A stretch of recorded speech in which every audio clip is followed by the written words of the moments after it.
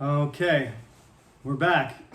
Took a week off to do a midterm or two. That should be all resolved, and your grade should be returned to you. Probably it's going to take a week to get that sorted out. I'm about halfway through grading the assignments, the British symbol assignments, which almost every student submitted, which is great. Sometimes people decide not to for some reason. But I've read through more than half of them, and I would say so far this is the best batch of assignments I've ever seen. So maybe that has partly to do with why the midterm grades were a little bit inflated. But it's also, as I explained in class, there was accidentally a feature enabled which released the grades as soon as you submitted. So there was a possibility of people sharing their scores or information, and whether or not people did or not, there was some people that were doing the test in groups. So as you know, it just seemed like there were some people that were concerned it was not fair. The best thing to do was just to do another one, treat the online one as if it was a warm-up, so that all the multiple choice will be wiped clean, and the Scantron answers will be counted as your multiple choice. But the short answers that you did on Wednesday, as I said, I'm going to grade those, which I haven't yet, but I'm going to grade them all and add them to your multiple choice scores from what you did in class, and that will give you your midterm score. The good news is that the midterm is only worth 15%. So either way, if you lost a couple points, or gained a couple points, as the case may be, it'll all level out probably by the end. It's very rare that the difference between a student and another student's score is 1 point, and normally the difference between people getting A's and B's is significant. So when it comes down to it, I'm going to keep the midterm scores available there, so it can still be used as a tiebreaker. So don't worry, I'm doing my best to make it as fair as possible. I haven't 100% decided how we're going to do the next quiz, but that's irrelevant because there is no quiz this week. So we'll talk about that in class on Friday. Okay, so let's move forward. Now we're into American culture, and as I said, it's not organized chronologically, historically, the same way that the British part is, because it's not as long of a period. We're talking from about approximately 1600 to the present day, about 400 years rather than 2000. So I'm not trying to cover huge amounts of space. So it just made sense before to say, okay, let's talk about what happened in the Middle Ages. Let's talk about the first millennium. Let's talk about the 14th century. We're not going to do it like that anymore. Now it's going to be more thematic. So this might be more attractive to you because it's more interesting, or perhaps some students might have liked, the fact that things were going in order, and that it was this king, then this queen, and this happened when they were. Some people like that, but I think most people don't. Normally when I ask Korean students if they like history, the majority don't put their hand up. If you're from another country and you do have an interest in history, or maybe you have better history teachers, you might have a different answer. But for now, this is a cultural studies class, but the British culture class, since we have to do, I think there should be two classes. It should be British culture in one class and American in another. But since this is what the curriculum, this is what I was given to work with, it's what I was asked to do, I designed it this way. So now we're gonna, like I said, we're kind of rewinding. So America doesn't exist. Everything I'm talking about, just like what I said about British culture, Great Britain doesn't exist until 1707. So we actually talked about the entire first half of the course, and at the midterm, Great Britain came into existence. The union of Great Britain between Scotland and England, and plus the Kingdom of Ireland became the Kingdom of Great Britain and Ireland. That didn't happen until the end of our discussion of British culture, which is kind of funny that we talked about British culture and it wasn't actually British culture yet. But that's true. The label came later, and then retrospectively we look at everything that contributed to the formation of British culture. So that's the kind of thing we're going to do this time too. But American culture is going to appear very quickly. We're going to do 2 or 3 lectures, and then the United States, excuse me, the United States will come into existence very quickly. But today, last class we talked about Christopher Columbus, and we talked about the American ideals, and these American ideals existed, because they're colonists, because they're not American citizens yet, they're still British, and then later Scottish, Irish, German, Northern Europeans, Southern Europeans, and then people from all over the world. They are carrying these values, and these values are developing. A lot of them come from England originally. So to remind you of the ideals that we talked about on Friday, the first one was freedom, which everybody, the first thing somebody said when I said, what do you think of when you think of America? A student said, freedom. That was the first answer this entire semester. So that was a good answer because that's at the top of this list of 5. And I'm not saying this is the 5 or the only 5 or that there is 5, but I think this is a list of 5 important things that sort of hold the culture of America together. So it was freedom, education, popular government, experimentation, and special status. The thought that Americans are special. Now, another thing that I mentioned, I'll put it up in the top corner here. Keep this word in mind. While we do these lectures, there's a constant contradiction in America between their values. They're, like I said about education, they have the most prestigious institutions, the most developed science and educational facilities in the world, especially private institutions, and at the same time they have the public school system is falling apart and underfunded, and they're not, like on average, the American people are not the most educated, they don't get the highest test scores, but they are at the pinnacle of, graduate school education still. And so education has been a large part of their success, although the system is starting to break down. That's inevitable that there'll be highs and lows, but I think there is a bit of a crisis in the American education system.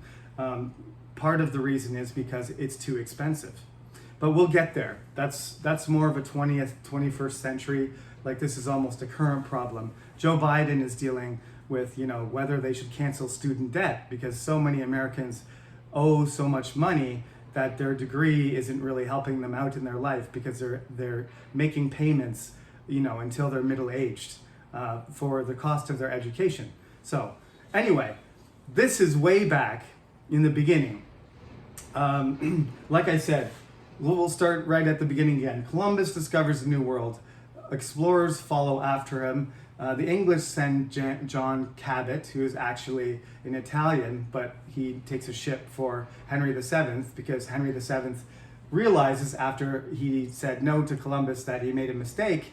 He better check out what's going on in this new continent as well. So Cabot goes over there. The French send Jacques Cartier. There is a guy from Italy called Amerigo Vespucci, and because Columbus actually doesn't believe he's found a new place, Vespucci kind of does some cartography and starts a map of North America. So they end up naming it America after Amerigo Vespucci. So that's why it's named after Amerigo, when really we should be talking about North Columbia and South Columbia. But poor Columbus only got a country named after him. I suppose that's enough. And as I said, there's some really horrible negative sides to Columbus's character. He was a good businessman, he was brave and adventurous, he was a master navigator, but he also killed thousands and thousands of people, which ultimately ended up wiping out an entire island of people, perhaps 100,000. Arawak natives were killed in the end. Not directly by him, but as a consequence of his policies and his successors. So this is the legacy of the Europeans, that they brought all of their technology. There's a very famous book. It's in the references in the back of my book. I reference Guns, Germs, and Steel by Jared Diamond, and I highly recommend you read it. It was a book written about why certain civilizations developed and got advantages over others, and his main thesis is it's guns, germs, and steel. In other words, weapons, metal material, advantages in materials, metal materials, and diseases. And that can explain to a certain extent why when the Europeans made contact with the native people, although they had lots of languages and culture, and they had buildings and cities and religion and trade and all the fundamental things that any civilization would have, that it was a disaster. Okay? The Europeans certainly took advantage of it, but the main thing was that disease spread through all of the people without being checked, and they never had a chance to recover. You might say, we're going to talk about the natives again later, but let me just say, since we're at the point of contact here, that by the time the English came 100 years later to New England, the population had already been decimated. You can imagine if, for example, an African civilization had come to Europe at the end of the 14th century, right after the Black Death had ripped through Europe, and they had better technology, they would have conquered Europe fairly easily because the population had collapsed, right? And what happened in the Black Death was 30% of the population collapsing. We're talking about perhaps over several hundred years, a collapse of maybe 90%. So it's like the Black Death times 3. So when another people comes to a place which is almost deserted,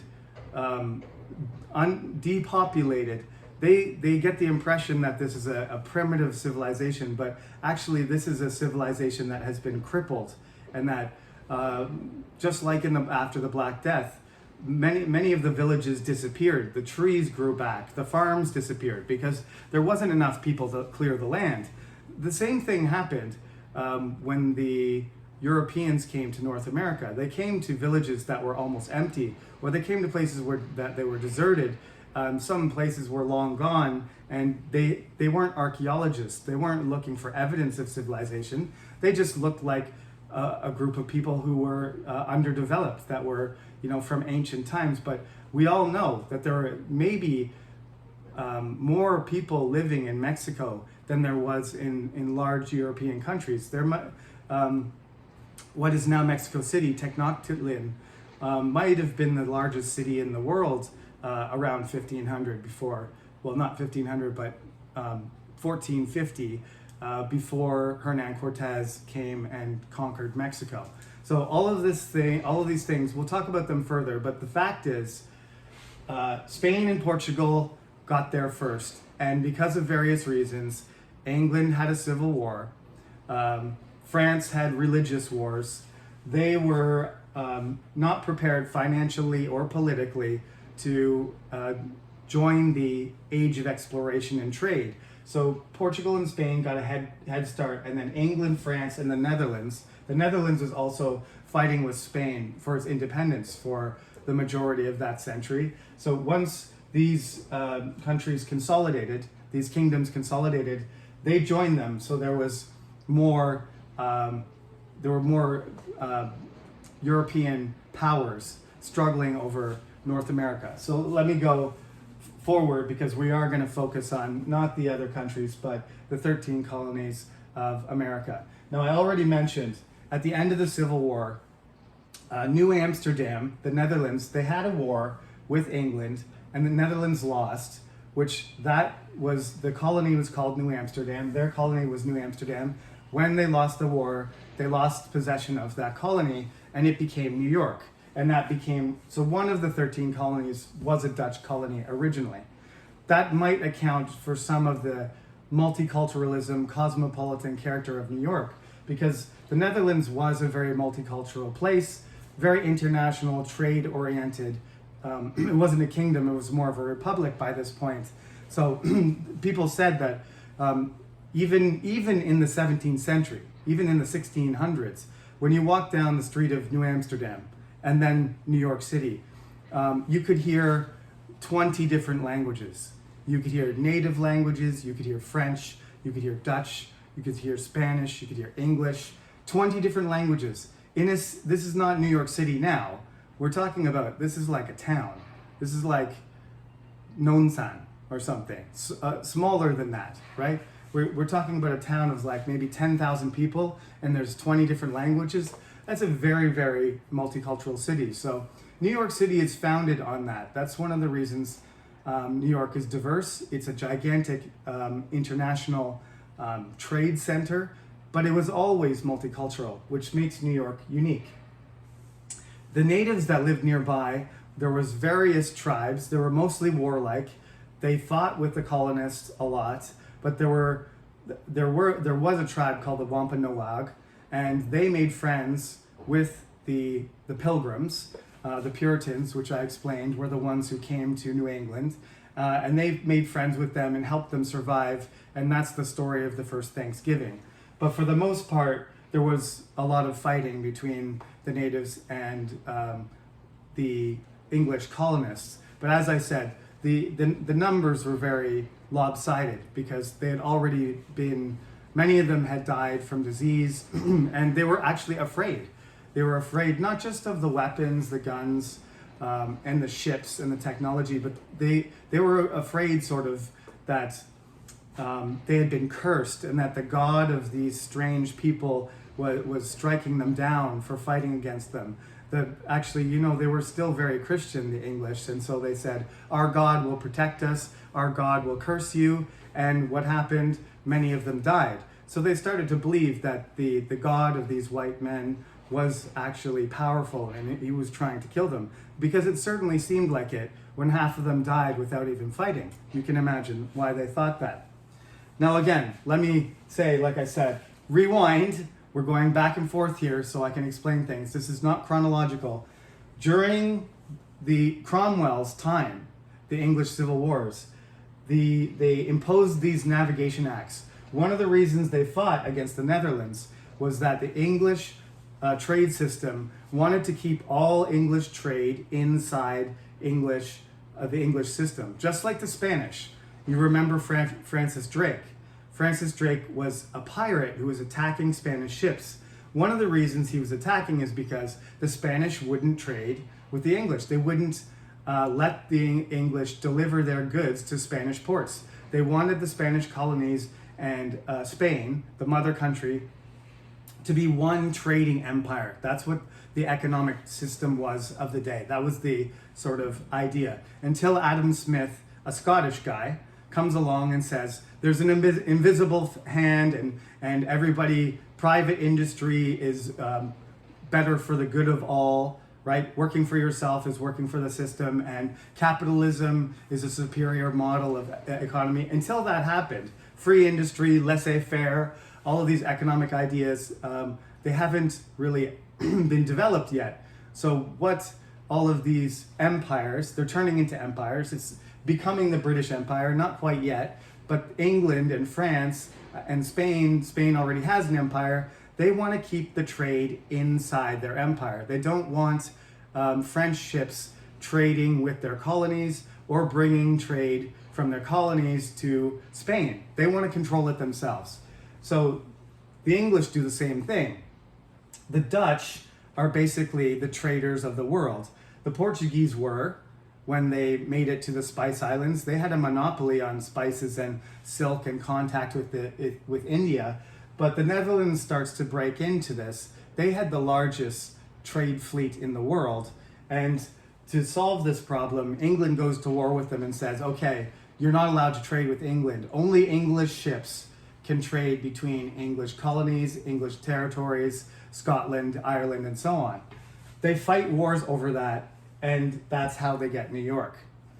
They do this again with the colonies. They do this with the American colonies, which the American colonies don't like, because literally it means New York can't trade with Virginia. There's 13 colonies, right?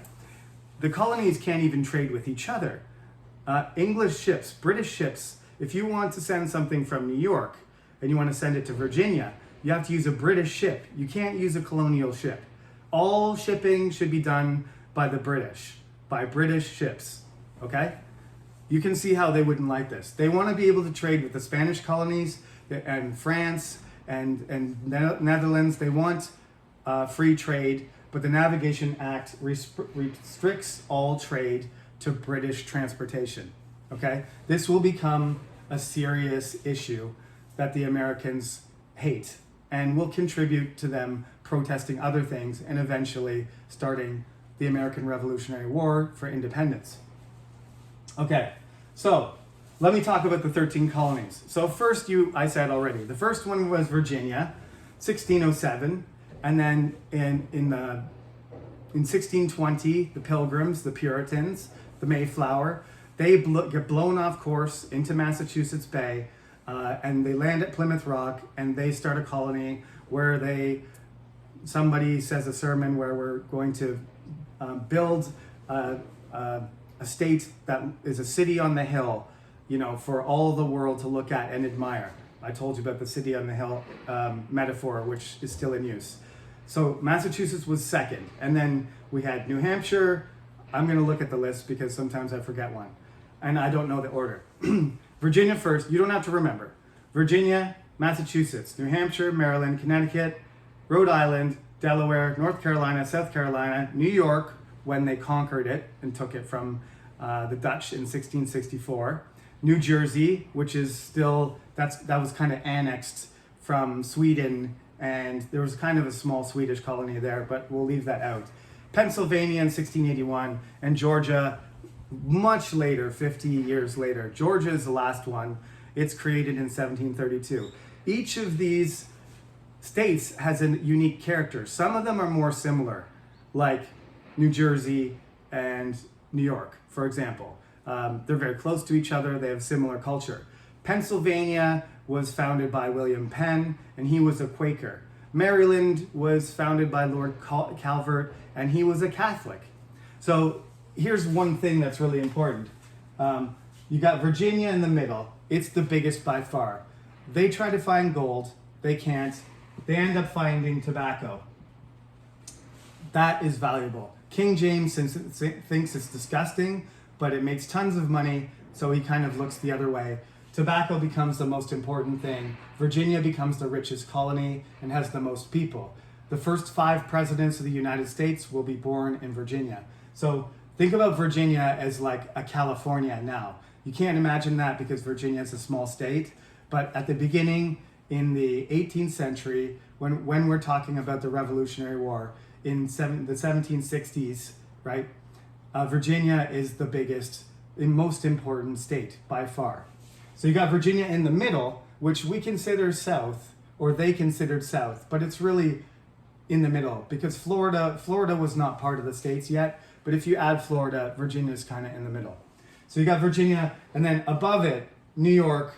I don't know if you called New York New England exactly, but New Hampshire, Connecticut, later Maine, Massachusetts, and Pennsylvania. Pennsylvania is not New England, but I'm just going to lump all of these northern states, which are very Protestant and sort of Puritan or Quaker, not really Anglican. And then you've got your traditional, sort of upper class, parliamentarian, electorate, land owning class in Virginia, which is trying to be as much like England as they can. They're in the middle. New England Puritans, for the most part, up north. New York, very multicultural, but kind of in between. And then in the south, North Carolina, South Carolina, and Georgia, which Georgia starts out trying to be sort of a egalitarian, classless state, but it quickly finds that it can't compete with South Carolina and North Carolina, which are starting to use slaves from Africa and have cotton plantations right? And use slaves to grow cotton on plantations. And Georgia finds out that they can't compete with them economically, so Georgia turns into a southern slave state.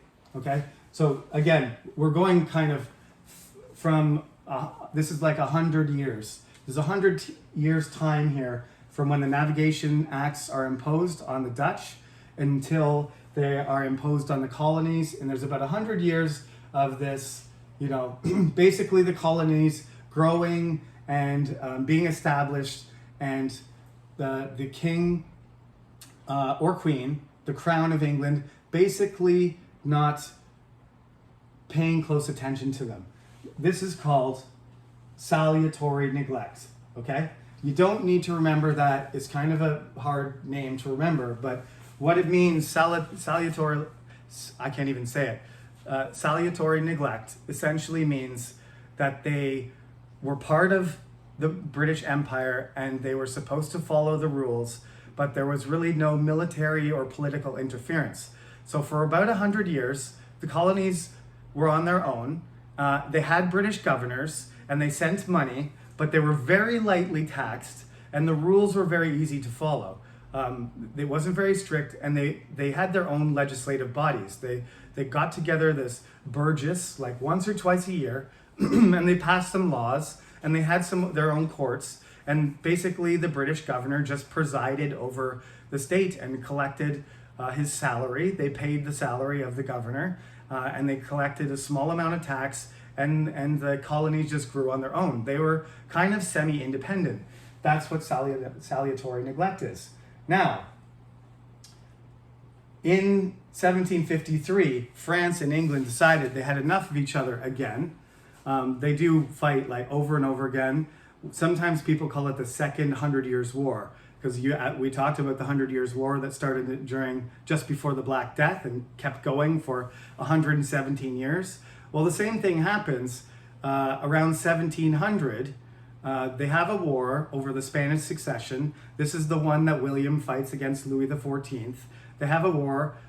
They fight, the English win. Then there's a war over the Austrian succession. And then there's another war. And then there's another war. And we get to the 7 Years' War. And then there's going to be the American Revolutionary War. Then there's going to be the French Revolutionary War. And then there's going to be Napoleon. So if you just call them breaks, you've basically got from about 1700 to 1815, you've got either 7 wars between England and France, or just one long war with a bunch of ceasefires in between, whatever way you want to call it. But basically, these wars are the wars of empire. These are the wars that will decide who is going to rule, whose global system is going to rule the world. As I said, is it going to be the absolutism of Louis XIV, and then in the end of the 7 years, 7 wars, or hundreds of 100 years of war? Is it going to be Louis XIV and Napoleon's system of imperialism and absolute power, or is it going to be another imperial system, but one based on constitutional monarchy of the British Empire? And as you know, it turns out the British are going to win. They do win 5 out of 7 of those wars, and you might say maybe tied one of them. The only one they really lose, spoiler alert, is against the Americans and the French, because the French did fight in the American Revolutionary War, and most likely the Americans would have lost if they had not had the French on their side. So we give that war to the French, that they were on the victorious side. So you might say 5 or 6 out of 7 the British won. They convincingly won the 7 Years' War, even though at the beginning they were losing. And in some theaters in the Caribbean and in North America, things were not going very well. But at the end of the 7 Years' War, which concluded with the Treaty of Paris, and remember, I'm jumping all over the place right now, so you really just have to remember periods. You don't need to remember 1763 or 64 or 1620 or stuff like that, but it's good to remember, a general timeline, okay? That things happen before other things. So this is in the middle of the century, right? This is the farthest ahead. This is the closest we are to our present day. We haven't talked about anything later than this. So this is the latest date we've talked about. 1763. The year before this, I believe he's Irish, but he's a British soldier. General Wolfe climbs up the cliff at Quebec City. And I totally recommend, I'm from Canada, so if you want to see a spectacularly beautiful city, go to Canada, go up the St. Lawrence River, visit Montreal, because Montreal's got it's got a district that's very old and very interesting, lots of interesting architecture and great food. But if you go down the river towards the ocean, there is this fortress city. Now it's not a fortress, but there's a fortress on top of a cliff that overlooks the river. It's spectacularly beautiful, but you can imagine how hard it would be to attack. James Wolfe and his men at night snuck up to the bottom of the cliff, climbed the cliff at night, and then got their army ready to fight on the Plains of Abraham in front of Quebec. He defeated the French General Montcalm, and when he surrendered, Quebec fell. And the result of that was New France was surrendered to the British, which in effect created my country, because New France became the province, eventually became the province of Quebec. So in the Treaty of Paris, New France was signed over to the British, and that became part of British North America, which would later become the country of Canada. That's the French part of Canada. So I'm sorry to say to the French that they lost that battle, but in a sense, I'm glad I am glad that my Quebec friends are my fellow countrymen, because Canada would not be the same without Quebec. So that's what happened. They actually made a choice between Guadeloupe and Quebec, and Guadeloupe at the time was economically much more valuable. Sugar was the white gold of the time, and one of the most important economic parts of the French Empire was the sugar trade. So they chose to give up Quebec rather than give up their Caribbean territory. That's the story. Okay, so there you go. Now the French are out of the way, the Dutch are out of the way, the Spanish, the Spanish are still around, of course. They're in Mexico, they're in Florida. The French still have Louisiana territory, but that's far west. So basically the entire coastline from Florida to the North Pole, to Greenland, but thousands and thousands, the entire Atlantic side of North America belongs to the British. So everything's good, right? Wrong. We're coming back to our old friend, death and taxes. Now, as I said, although the British won the 7 Years' War, one of the most important things was both countries pushed themselves to the limit. Their countries were exhausted. They were ready to sign peace. It was a matter of who was going to give up first. The British started to get an advantage, and the French were ready to tap out, mostly because of financial reasons. So the French crown needed to cut expenses. They were running out of money. They signed the treaty, and they had to figure out some way to balance the budget. The English weren't much better off. They had borrowed tons of money. It had been very expensive. English people had been taxed heavily. Many people had died in the wars, and it's called war exhaustion. They were done with it. In order to solve some of these problems, they thought that these colonists, because there was fighting between it's called the part of the 7 Years' War in America is often called the French and Indian War. And that's because the French and their native allies and the British and their native allies, the Iroquois and the British, fought against the Algonquin and the French. And that fight was fairly balanced in some ways, but in the end, as I said, James Wolfe captured Quebec, which was the end, because that was the capital of New France, and they had to surrender. However, there was a concern that these British soldiers were going to stay, and in order to recoup some of the money, the Parliament in England started passing acts. These acts, they're basically taxes. So they're not taxes like income taxes. or general sales tax. They're taxes on specific goods. The Stamp Act, the Sugar Act, the Townshend Acts, which are named after a British Prime Minister who had the bright idea of doing this, which was a terrible idea, not a bright one. That's sarcasm. Put a duty on glass, lead, paper, printing, and tea. Okay, and if you know British people, so many people wrote about how important tea is to British people. The colonists at this point, the Americans, they're not American, they're British. They love their tea. And then all of a sudden you're gonna tax our tea and say that we have to buy tea from you, and we can't, our colonists who have tea businesses have to buy it from the British East Indian Tea Company, and you have to pay a certain price for it, and you're not allowed to buy and sell it between different vendors. This enraged them, essentially. The Stamp Act meant that every time you sent a letter or made a document in a legal official document, you had to pay money for a stamp. They hated all of these things and said, first of all, you have no right to do that. If you want to tax us, then we have to be included in Parliament. We have to have representatives. So it's in the textbook. The rallying cry became, first they started agitating and complaining. The Stamp Act officials came. Some of them, they threatened them, if you don't get out of town, we're going to burn your house down, or we're going to hang you, or we're going to beat up your family, or we're going to break your legs. And most of them just ran away. So they threatened and were abusive and insulting. They caused trouble. And none of these things, even though actually, objectively speaking, the Americans were the colonists were some of the lowest taxed people in the world at the time.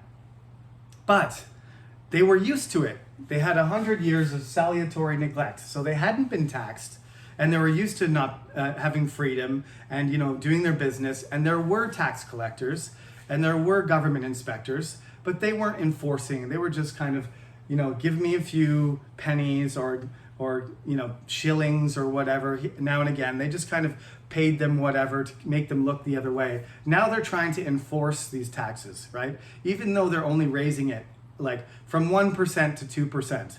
Before, they were usually just letting it go, and they were paying less than they were even supposed to. But now the British government's trying to enforce the taxes. So they resist them, they protest them, they run the officials out of town.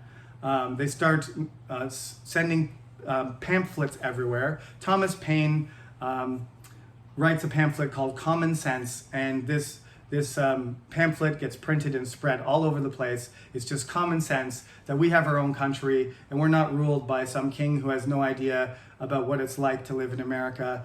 And he writes down all these reasons why it's common sense that the United States should be a republic. He ends up eventually in France in jail during the French Revolution. But anyway, all of these things contribute to this sort of escalating atmosphere. Like I said, starts with complaining, then it gets, the next step is like protesting, writing pamphlets, then it starts to get threatening, then it starts to get violent, then there's a rebellion, and then there's rioting, and then there's revolution. Okay, I'm probably gonna have to go over this a little bit on Friday anyway, but basically the Sugar Act, the Stamp Act, the Townshend Acts, and in the end, they start saying Boston, Massachusetts becomes the hotbed of the Sons of Liberty, which the British consider terrorists, but the Americans consider freedom fighters. That becomes the headquarters of this resistance, and they send the British Army to Boston, and they block the Boston port, and they have a list of acts restricting and punishing the colonies for not accepting Parliament's laws. And this sort of is the last straw. 1774, and the way that Boston is being locked down causes sympathy with other colonies, and they start to gather together. Now, the British actually thought that all of these colonies, as I said, these 13 colonies, they're very different. Some of them are Catholic. There's Jewish people there. There's Catholic people, there's Jewish people, there's Lutherans, right? There's still Dutch reform. All these people have different religions. Some of them speak different languages. Some of them are Anglican. Some of them are tobacco farmers. Some of them are, merchants. Some of them are independent farmers in Connecticut. These people have nothing in common. So how they're not going to, they can deal with each colony individually. There's no way that these colonies are going to come together and resist them together. That's not even on the radar. The British Crown, the government, never thought, right, that all of these colonies would gather together, especially all of them, all 13, and form an army together and resist them and start a revolution. It was a very unlikely thing to happen. But you know what happens when you have a common enemy? It allows you to overcome your differences, doesn't it? That's the thing that gets people together, is that we have a more serious threat. We have something that's threatening our existence and our independence. So what we need to do is become allies, and it became permanent. That's also, nobody knew. In hindsight, you can look back and say, of course that was going to happen, but it really wasn't inevitable. I still, when I read about the history of it, it is sort of, almost destiny, you might say. We'll get that Protestant wind thing going again, where God is a Protestant Englishman, and things are all falling into place perfectly so that eventually these 13 colonies are going to fight against an impossibly strong enemy with all the advantages, or most of the advantages, win, and then form a constitution and create a country that eventually will evolve into the most powerful country in the 21st century. It's a pretty amazing scenario, but all of these factors are part of it.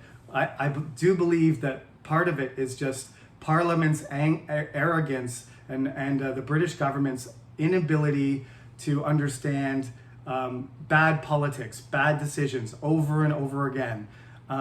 They created the situation. It could have been changed, and it could have been different at any point, but they were stubborn to the very end, and that is maybe why America became independent. That's just an opinion or a suggestion, but there is a certain amount of incompetence on the British part and stubbornness that helped create the crisis that led to the American Revolutionary War. So in the textbook, we're right at page 138. I will talk to you about the Founding Fathers and the Revolutionary War. You all know Benjamin Franklin, Thomas Jefferson, and George Washington, the great George Washington. Those men will feature in our lecture on Friday. So that's it for today. Thank you for listening. If you have any questions, bring them to class on Friday, and we'll continue from there. Thank you, and have a good, it's not the weekend now. Have a good day. See you on Friday.